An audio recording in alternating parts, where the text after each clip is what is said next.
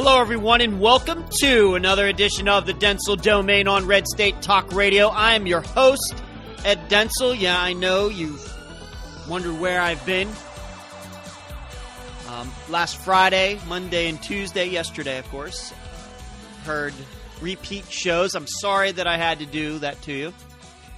A little bit out of my control, but it's good to be back. It's funny, I was looking into my computer and looking at the files, and I see that the last time I did a show for you was an original show, was March 24th, and even though I've only missed 3 shows, that was almost a week ago. Strange how that works. It really doesn't feel like I was gone that long, but things have been moving very fast in my life the last 5-6 days. Since you heard me last, once again, since I did an original show, I went to a writers' conference where I got my butt kicked. Maybe I'll tell you a little bit more about that as we move on. And then on Sunday, which would have been the 27th, I drove my parents' car back to Pennsylvania. Jumped in the car at about 10 till 5 on Sunday morning, so on Easter. I ended up getting to my parents' place at about 9:15 in that night, Sunday. Even after making a half-hour-long wrong turn, I was using the GPS on my phone, and out there I was using the Waze app, if you're familiar with that. Well, you need an internet connection to do that. And out there in the mountains of West Virginia, I lost the signal, missed a turn, ended up going the whole way to Charleston and taking this shortcut, and that cost me about a half hour. I would have easily made it under 16 hours from Madeira Beach to Butler, PA, where my parents live, in under 16 hours, no problem. But it was interesting drive. I have the ability to drive long hours, long miles without thinking about it. Must be genetic, because both of my brothers at one time or another were truck drivers. And once again, must be something genetic.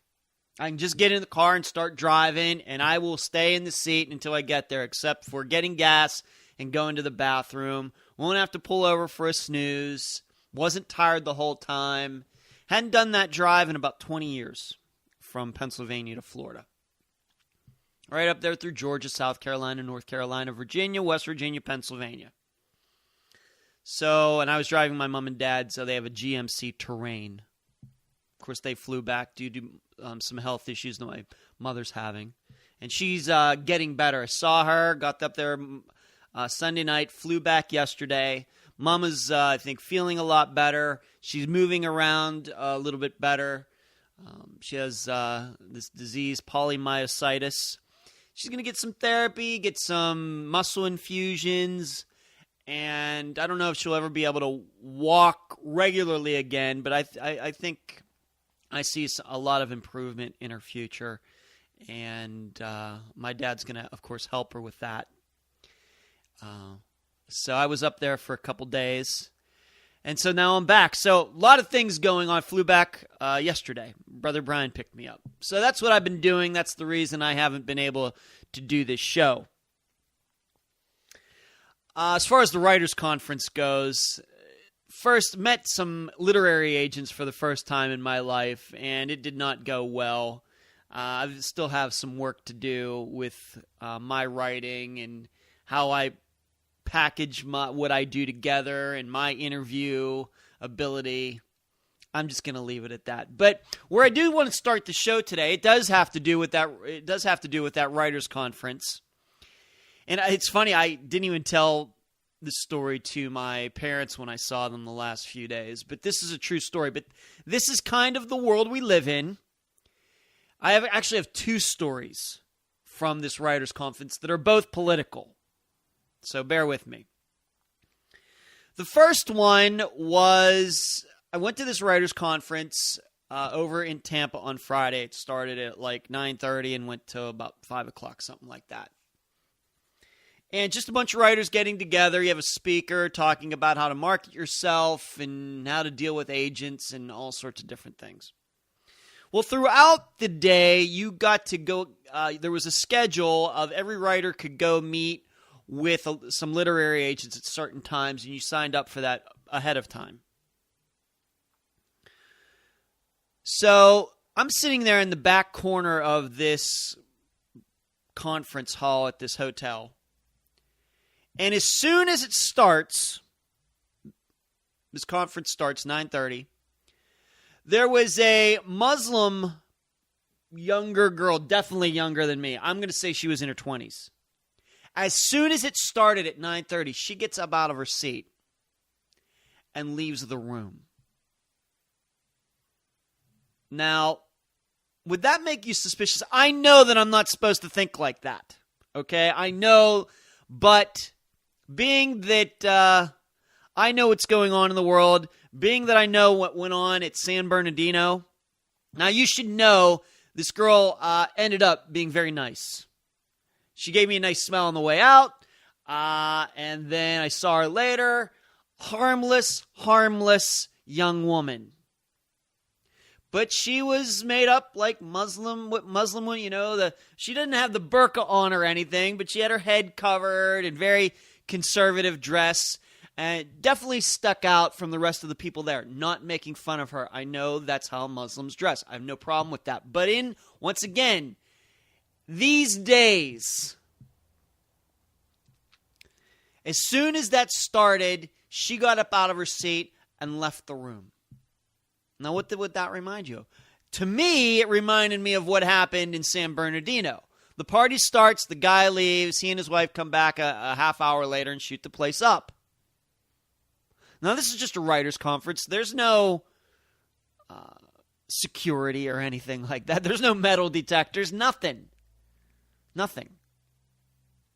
I'm not carrying my gun because I didn't have my permit at the time. I should tell you, I got my permit yesterday, so now it's legal for me to carry my Glock 19 on me in Florida and other states that honor Florida permits. So I got that, but on Friday I didn't have it, so I didn't have it on me at this conference. I could have taken it in there had I had my permit. There was nobody checking or anything.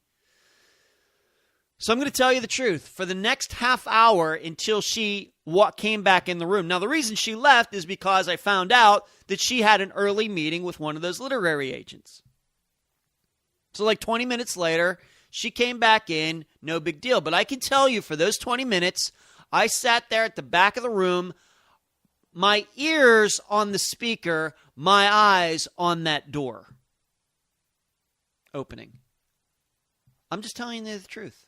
I'm just going to be honest with you. I've not told anybody this story since it happened. There were a couple women sitting next to me, didn't say a word to them. I could tell they didn't put it all. They were not paranoid like I was. They were not suspicious like I was.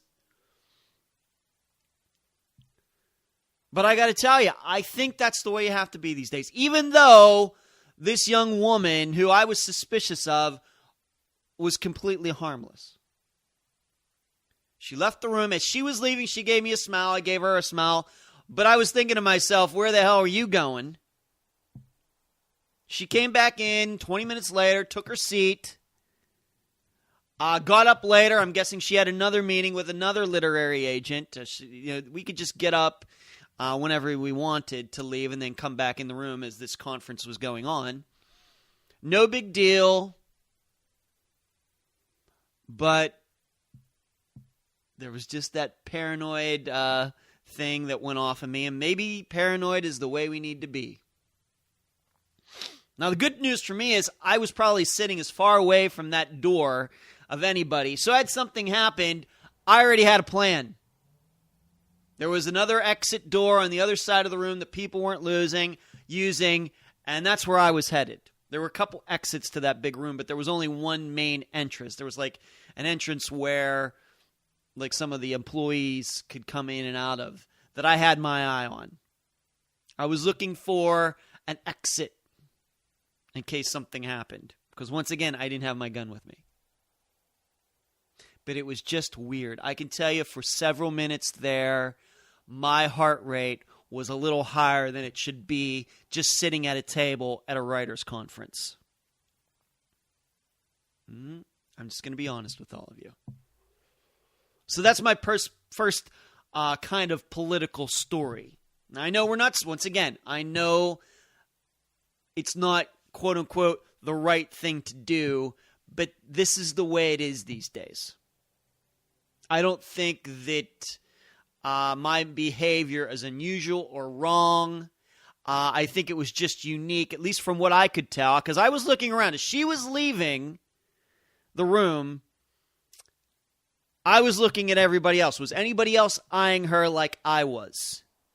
It didn't seem to me anybody was. But once again, I had kind of a seat at the back in the corner. So she was kind of like walking behind everybody. So that's my first story. Second story has to do with political correctness.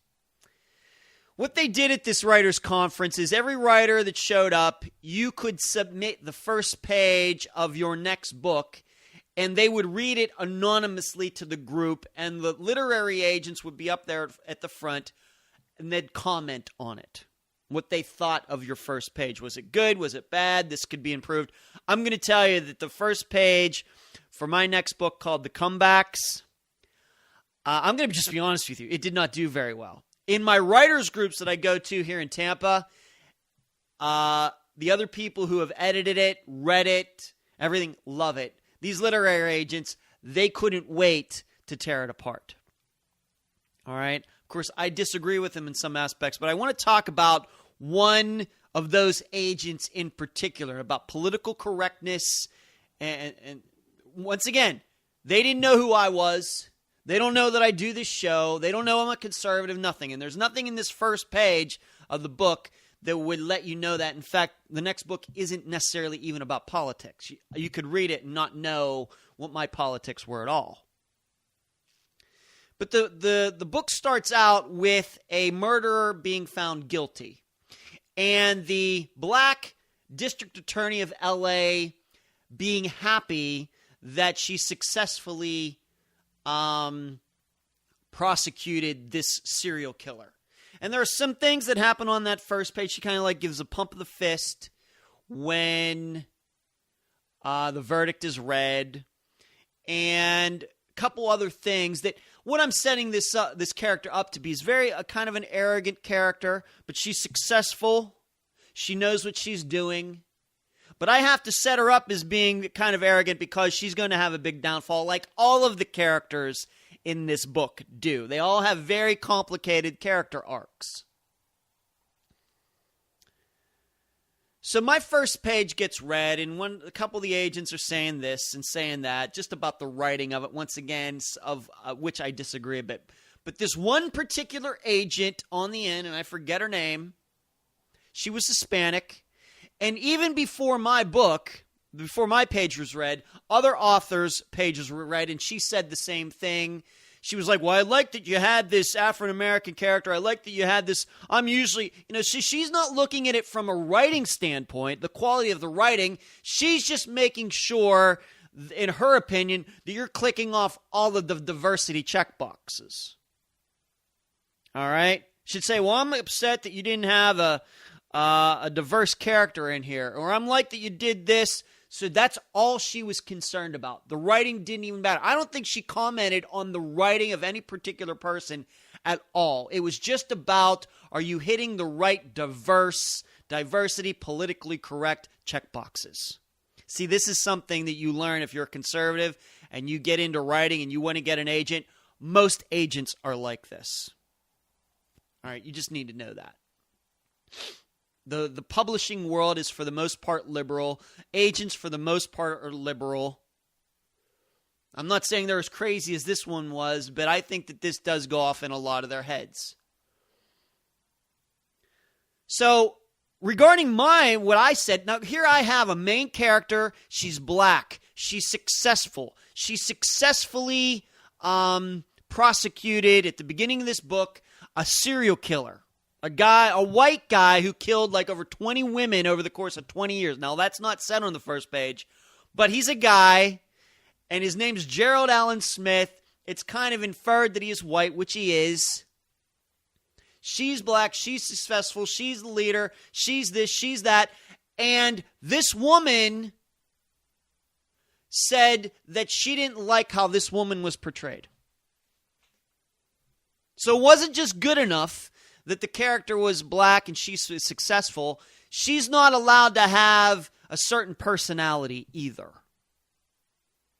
This agent, this politically correct agent, didn't like it that my character would pump her fist when she prosecuted a serial killer.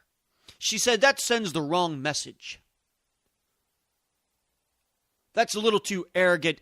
So, do you see how... See, this is why we as conservatives... Once again, I think that political correctness is blown a little bit out of proportion. To me. I can tell you, I live in a city, Tampa, not exactly the most conservative place in the world. I go out, I have friends, I have liberal friends here.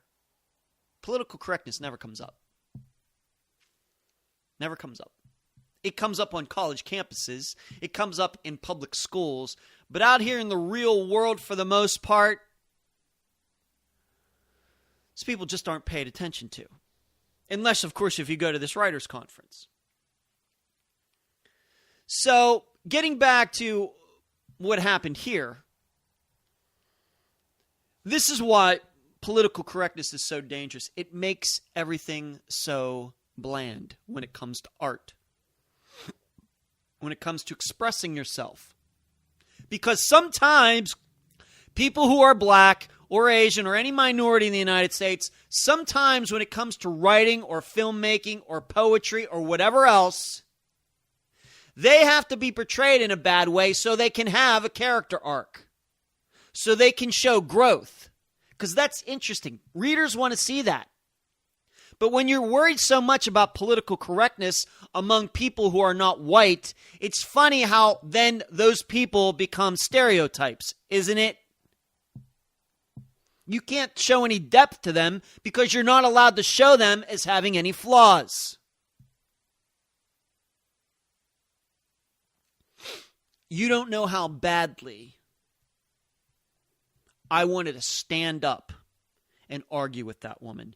You will never understand it. But I kept it all inside me. I don't even think the people sitting near me knew that that was my writing. I just sat there like I did for all the other ones. And I'm going to say maybe 20 first pages were read from 20 different writers. They just picked them out randomly. Once again, there's no name on it. They didn't know who I was. In fact, I didn't even put the title of the book on there, so they didn't know who I was and that it was mine. There were 20 pages, I'm going to say, like I said, at least. I set the same for all of them, including my own, but you don't even begin to understand how I was steaming inside. You don't even know. I can put up with critiques of my writing and discussions, and I will take criticism as well as anybody, and sometimes I'll take it, sometimes I won't. But when it's something like that I know that is killing artistic expression in the United States, it drives me nuts. All these PC people, they wonder why blacks can't get the great roles in Hollywood and why Hispanics can't get the great roles. You know why? Here's why. Because they're not allowed to be portrayed in a negative way. To show character, a character arc, to show a building of character, to show how they get smarter about the world or anything like that. Because, once again, those PC people, they're so worried about role models. Role models for black people, black children, role models for Asian children, role models for Hispanic children, role models for Muslim children. That in the end, all of these characters just become very bland. They become stereotypes. Instead of like real people with real flaws and real desires and real character or real character flaws or anything else.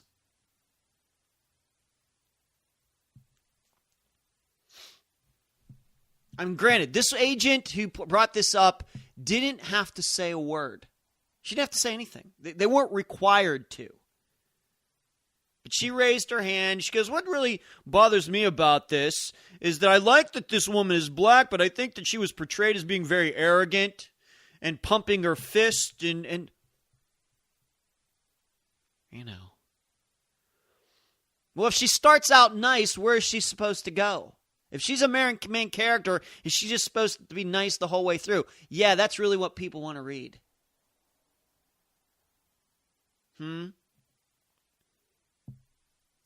So that was my second political story from the Writers' Conference.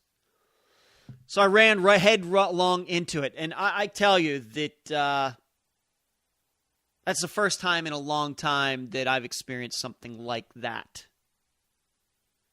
So blatantly leftward in a so blatant way. I'm sitting there and I'm wondering, are all of these other people, and as you can imagine, most of the other people at this conference are white. There's several non-white people there. It's probably a nice mixture of ethnicities at this conference, although I will tell you, in my opinion, that a majority of writers, I think, are liberal. And I wonder how many others were sitting there listening to this woman, because like I said, this woman didn't just say this about mine. She said this about some of the other first pages as well. Are they all sitting there and thinking, this woman is so screwed up? I wonder. Or do they just take it in? Do they agree with it?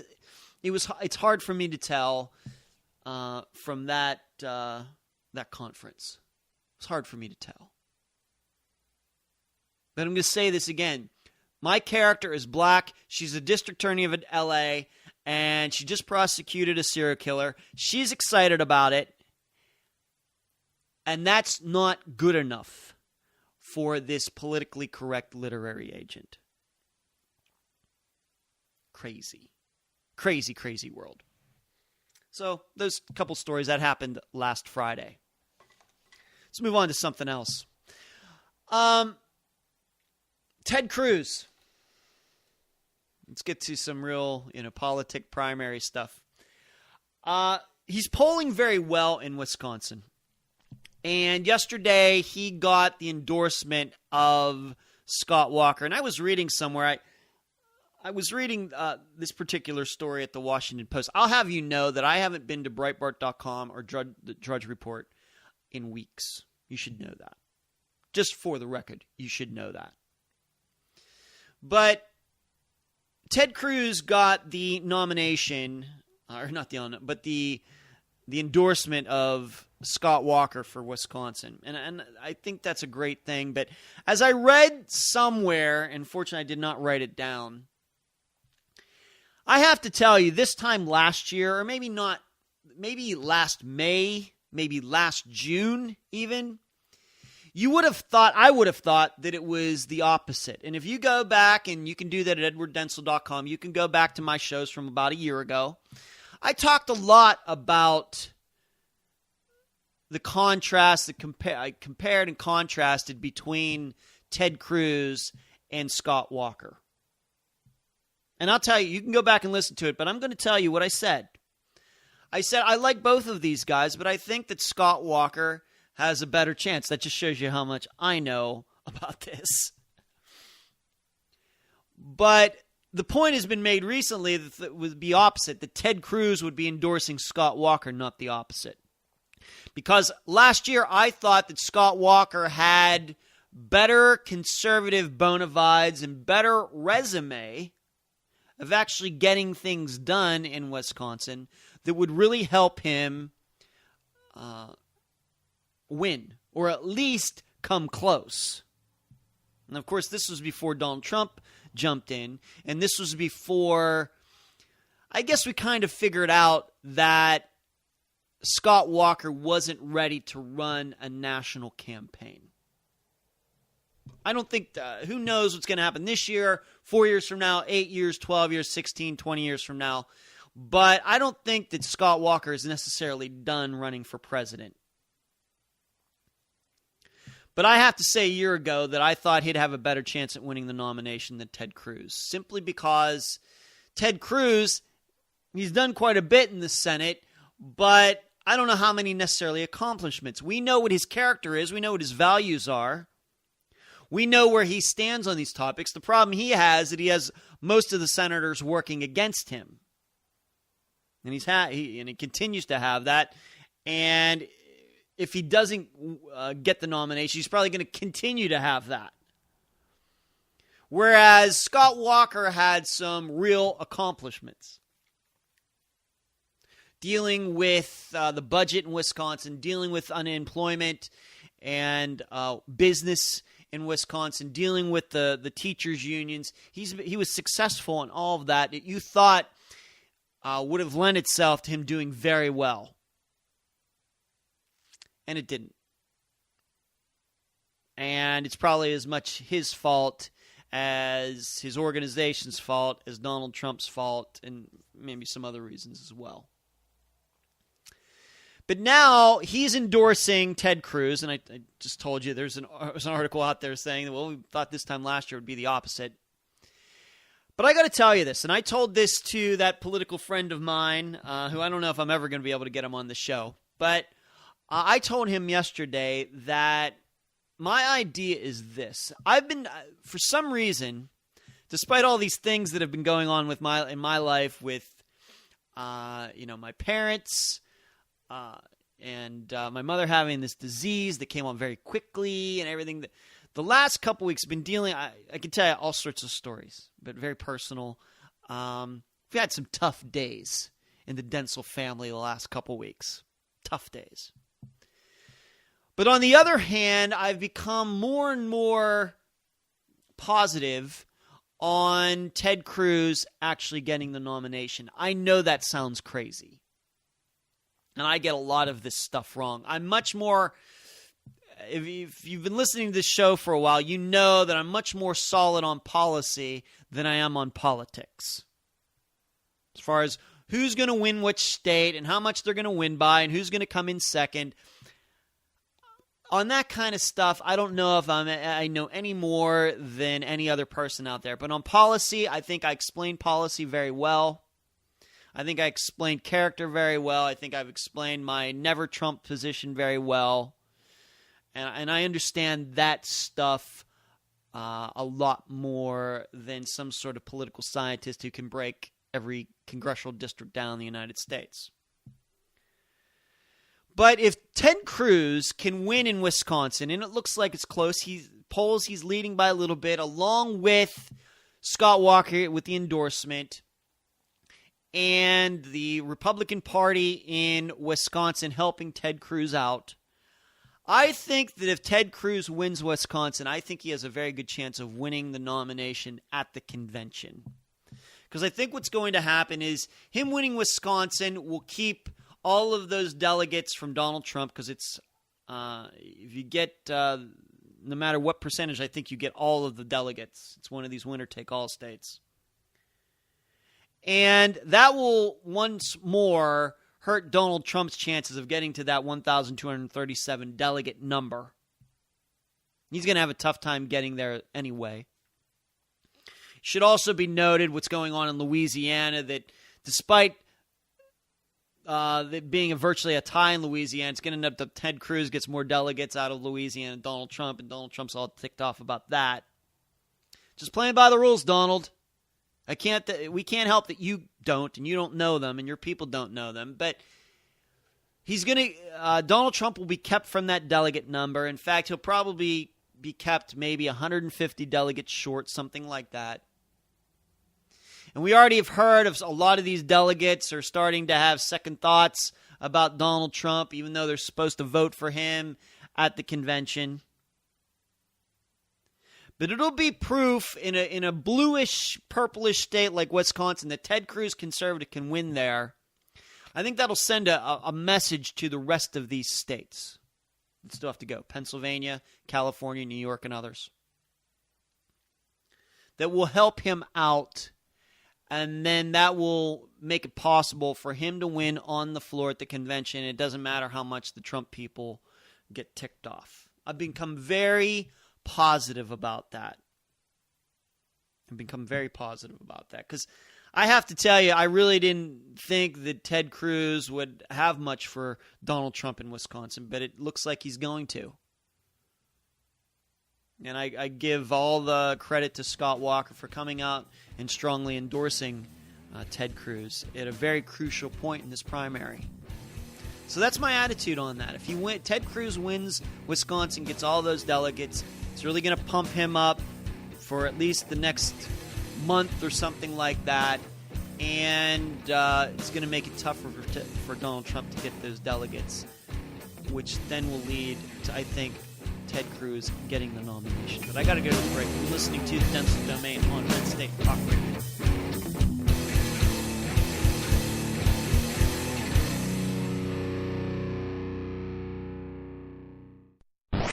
Red State Talk Radio, feeding the hunger.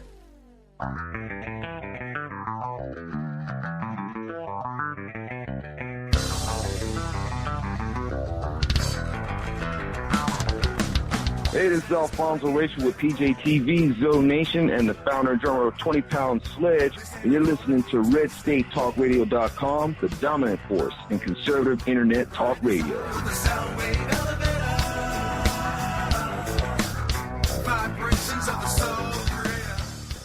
I'm a mom, and just like millions of other women, that's why I own guns. We're responsible, we're law-abiding, and we're everything that makes America strong. Every day, we're willing to use a firearm to defend our families. But the media will never tell those stories. If a mom puts a gun to the face of a home-invading thug and makes him run for his life, the story gets buried. But if she's unarmed and murdered, the cameras will be at the scene before the police. It's time for moms like me to speak out. We are the majority. We demand the freedom to defend our families, and we challenge the media to tell the truth about our rights. I'm the National Rifle Association of America, and I'm freedom's safest place. What does it mean for a country when its citizens turn on the news and expect to be misled? Because the reporters who once served as freedom's fearless watchdogs feel like distant characters in a fading memory. Today, too many journalists are just actors, playing to their boss's script. Why tell the truth when you can sell a lie for more? There's a price to pay for all this dishonesty. If the free press won't protect free people, it's our job to demand they do it. Do the work you say you do. Aim your First Amendment against hypocrisy and corruption like a hammer of the people. Kick down the doors of any leader who deceives us, and never tolerate dishonesty from your own ranks. That's what the good guys demand. We're the 5 million men and women in the National Rifle Association of America, and we will not play along. Join us today. This is Don Newen with Cowboy Logic Radio, and if you don't go to bed every night absolutely fatigued from trying to restore America from the destruction that is taking place, then you're simply not doing enough. Join me late night, Tuesday, early Wednesday, 12:05 a.m. for Cowboy Logic Radio on RedStateTalkRadio.com.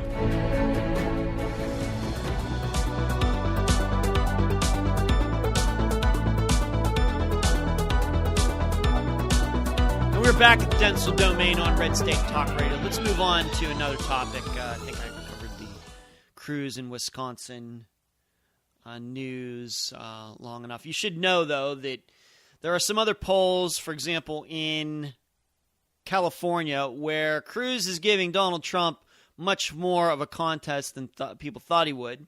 And we're still, ways out from that primary. And that is not a winner-take-all state. In fact, I think it's divided up by congressional district, which in the end may help Ted Cruz just like it's helped him in Louisiana and a few other places. So we'll have to keep our eye on that. And likewise, nationally, Ted Cruz is giving Donald Trump a much more of a hard time than not long ago. I told you, I see Donald Trump as being a little bit of a fad. The more he's out there, the more he talks, the less people are going to like him. And that brings me to my next topic. There does seem to me to be a lot of some angst that is growing among Trump supporters. We had a woman who I have to admit, who used to be quite high up, I didn't write her name down here, but huge supporter of Donald Trump's, did a lot of work for him, I'm going to guess raised money for him, but she has dropped out of the cult. I have to tell you, I did not find her, what she wrote, and once again, I wish I would have written her name down. I did not find what she wrote to be that, it wasn't that great a writing. It was a little bit of rambling, if I may say so myself. A lot of people have gotten excited about it, those people who don't support Donald Trump, and it's showing that there are cracks forming in his base. I just wish, and I like it that she came out and stated the reasons. I just wish it was a little better written. It was quite long. And it was going in one direction, then it went in another direction. And being a writer, that kind of bothers me. But I give her credit for coming out and saying that she made a mistake. And if you haven't read it, she just says that she thinks Donald Trump got into all this just to raise his profile, not to actually win. And then when he started doing well, he had no choice but to continue to follow through. And in working for the Trump campaign, she finally figured it out and decided that it was nothing but, kind of a big scam. Like I've been saying since last summer. And Donald Trump is a flim-flam man, and he has no values. And the only product that Donald Trump is concerned about is Donald Trump, not the United States, certainly not the citizens of the United States. It's just all about him. Once again, something I've said since last summer. So she has come out, and I'm going to guess that she's done some interviews out there. I know that on Ricochet.com, they had what she wrote, and once again, this weekend in particular, this past weekend, it was covered quite a bit. But now I didn't listen to it, I just read a short transcript of Ann Coulter. She was doing a show with that guy from Breitbart, that crazy gay guy from Breitbart, Milo Yiannopoulos, or however you say his last name. And they are both Donald Trump supporters. And even both of them, in so many words, are starting to say that Ann Coulter compared Donald Trump to like that 16-year-old and the parent who always has to make excuses for why her 16-year-old did this and why her 16-year-old did that. And Ann Coulter said, this is what it's like trying to defend this guy. She even said that Donald Trump is mental. Mm-hmm. Now, why it's taken so long for these otherwise, I guess, smart people to figure this out, I still don't know. The only simple answer I have is that when you start wanting something too much, that's when you get in trouble in your life. And I don't care if it has to do in politics, your personal life, your job. It's amazing that with the minds that humans have, remember, I haven't done this speech for a long time. It is our minds that make us different from every other animal on earth. It is our brains.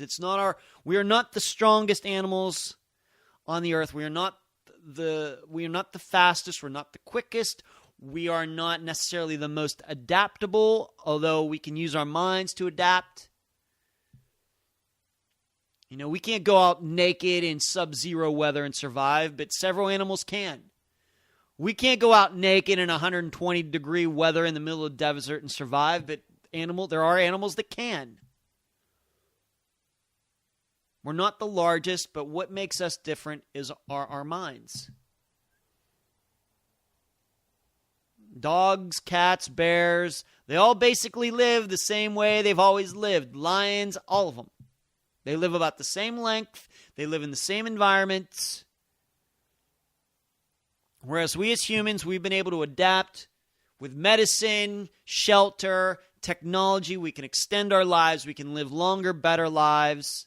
And we've been doing that since we came to be. And it's all because of our brains. And our brains are good at a lot of things. The problem is that with our minds, we can get some tunnel vision. We can, because we know that our brains are problem-solving machines, that we can become too obsessed on one thing, on solving one thing, on fixing one thing, trying to prove one thing, because we are so confident that our brains can do it. That's what I think about when I hear of these people who are now seemingly just waking up to the idea that Donald Trump is an idiot. They've been in this tunnel vision mode, these Trump supporters, for several months now, and finally it's starting to break. The cracks are forming. Light is coming in on the sides of that tunnel vision. And I think for why they got into it in the first place, why? Because of, I guess, what's been going on. What's been going on in Washington, what's been going on with Barack Obama, what's been going on with the liberals, somewhat of what's been going on in the Congress, in the House, the Supreme Court, terrorism. It made a lot of people desperate. Of course, illegal immigration, trade, it makes people desperate. And they start looking for a solution. And they start obsessing on that solution, wanting it so bad. To the point of throwing out all of the other signs that maybe this isn't the right path to go down.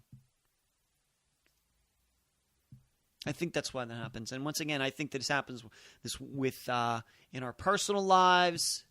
That's how men become stalkers.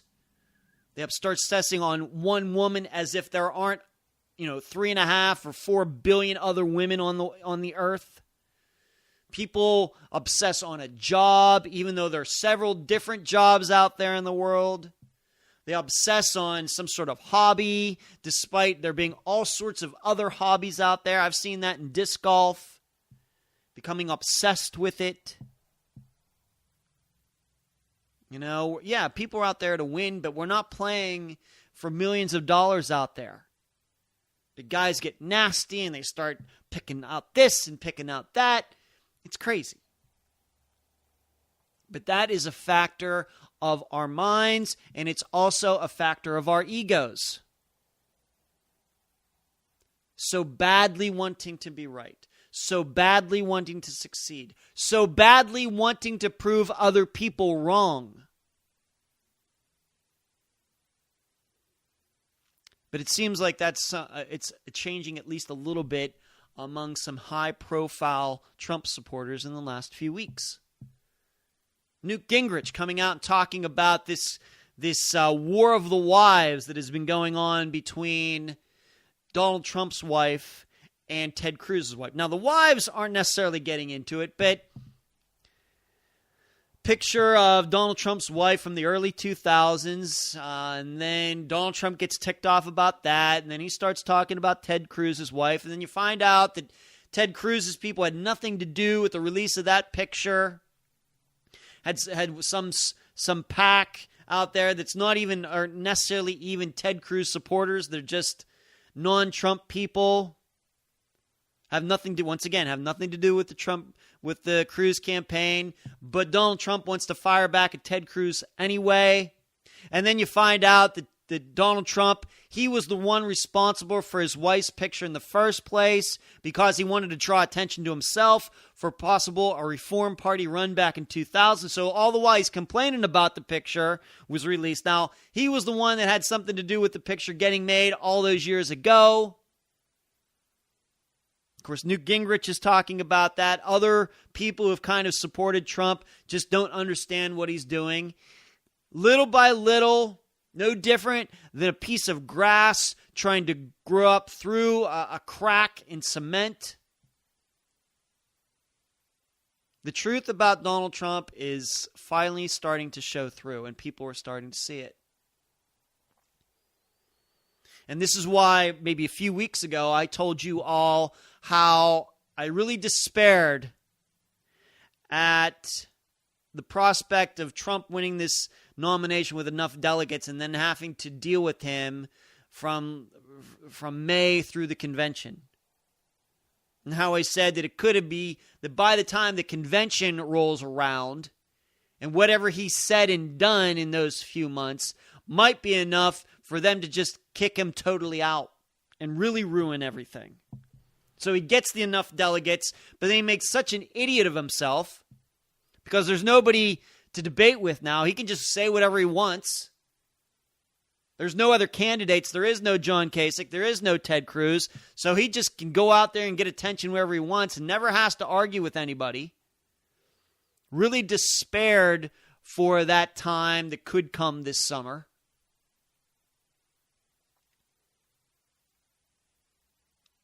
Because I think he just wears people out. If he can wear these people out, how do you think he's going to do? What do you think he's going to do to all those people who are the kind who say, well, I'm just going to vote for whoever the Republican nominee is? I mean, if his hardcore supporters are starting to lose confidence in him, what do you think those other people who don't support him but will support him are thinking? What do you think they're thinking? I'm not thinking that way because I've told you I'm not going to vote for him. Never. So that's all been going on. It's ugly. His supporters don't know what the heck he's doing. He has Katrina Pearson going out there. Honest to God, if she has any sort of education, I know she does, but it sure doesn't sound like it. Donald Trump's campaign manager has been brought charges against him for simple assault on Michelle Fields, who formerly worked for Breitbart. That's still a story that's going on. How long ago would that happen? A couple weeks ago now? All this put together. Now, you just imagine what's going on in just the last few weeks. What do you think it's going to be like this summer if it's just Donald Trump and Ted Cruz and John Kasich have been forced to drop out? What do you think it's going to be like then?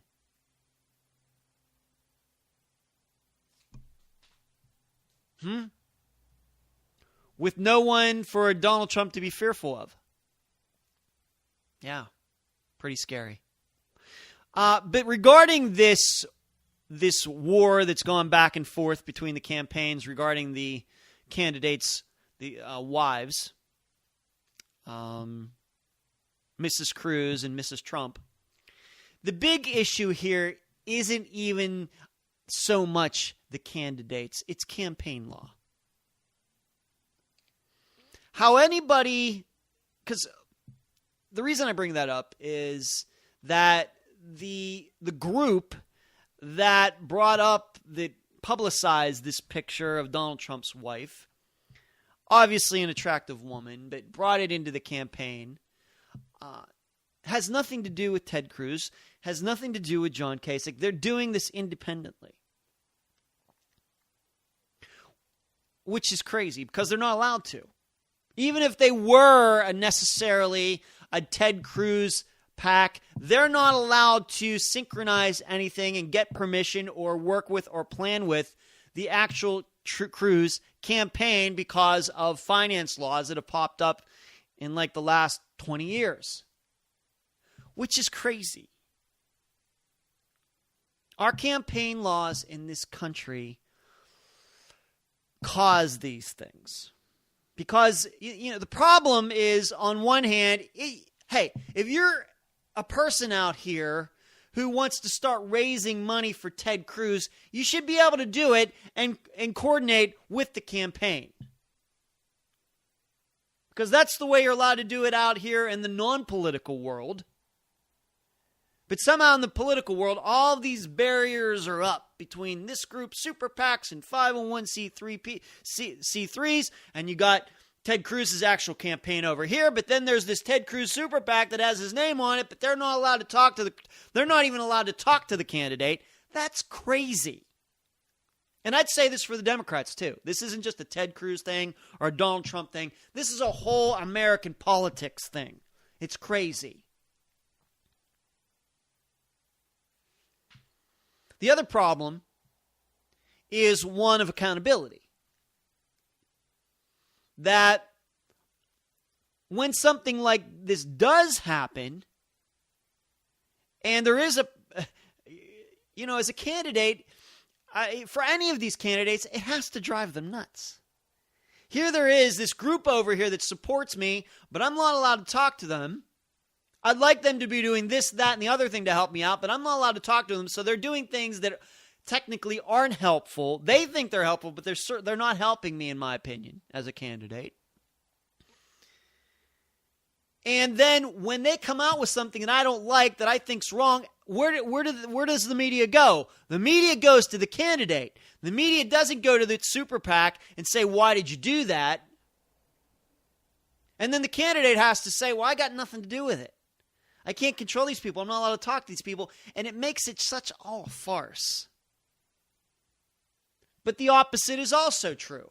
If that super PAC does do something that causes controversy, the candidate can say, may like it, but can say, hey, what do you want me to do? I'm not allowed to talk to him. It's like there's so many different layers between what somebody does and the responsibility that goes on with it. A candidate can be hurt by something that he has nothing to do with. And that's what's going on with this wives thing. Likewise, if there is something that's a good piece of information, something that might help a campaign, the campaign is not allowed to coordinate with these other supporting groups because it's illegal.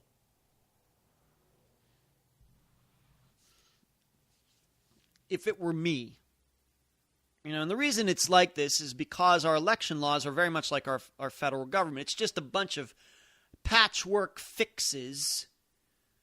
If it was like, if our government was a hot air balloon, it wouldn't all be one color. It wouldn't be all red or all white or all black or something. It would have just little sections of black and then red and then blue, then green, then orange, and then black over here and red. It would just be these little pieces of squares. Now, it might be beautiful to look at, but you have to sew all those patches together, the more likely you're going to have a lot of holes. And the balloon's not going to work so well, hence our federal government. Well, that's kind of the way our federal election laws. We kind of make up the laws as we go. Well, they were kind of doing things over here, so we have to pass a law to stop that. But then that's in conflict with this law that we passed 30 years ago over here, so we have to tweak it some. I mean, you could say the federal election laws are just about as confusing as are the IRS code now. And I'm not sure. I mean, there's a lot for everybody to dislike about it. There's a lot for the campaigns to dislike about it. There's a lot of people who raise money for them to dislike about it. There's a lot of reasons for the average voter to dislike it. And it just keeps getting worse. But this all starts because of campaign law. I think that if Ted Cruz's campaign could coordinate with this super PAC that was thinking about bringing this picture out, he probably would have told him, don't do it. Don't do it. But then Ted Cruz's, Donald Trump gets wind of it, and who's he ended up talking about? He ends up talking about Ted Cruz's wife. Ted Cruz's people had nothing to do with the bringing out of this. And suddenly we're off on this tangent in a place none of us even really need to go. It starts not so much with the candidates. It starts with crappy election law. There should be less barriers, easier way for people to communicate, easier ways for people to raise money. That's my feeling on it. But I got to go. You can go to edwarddentzel.com where you can find all of my old Red State Talk radio shows. You can also find my shows at Podomatic, Podbean, SoundCloud, YouTube. You can email me at edwarddentzel@reagan.com. You can follow me on Twitter, Dentzel Domain, all one word, no space in between. edwarddentzel.com/book. You can find the first chapter of my next novel called The Comebacks. Despite what those literary agents said about it, I think it's pretty good. You can download it for free. You can find me on Facebook and LinkedIn. It's been a pleasure talking to you tonight. It's a pleasure to be back. You've been listening to the Dentzel Domain on Red State Talk Radio.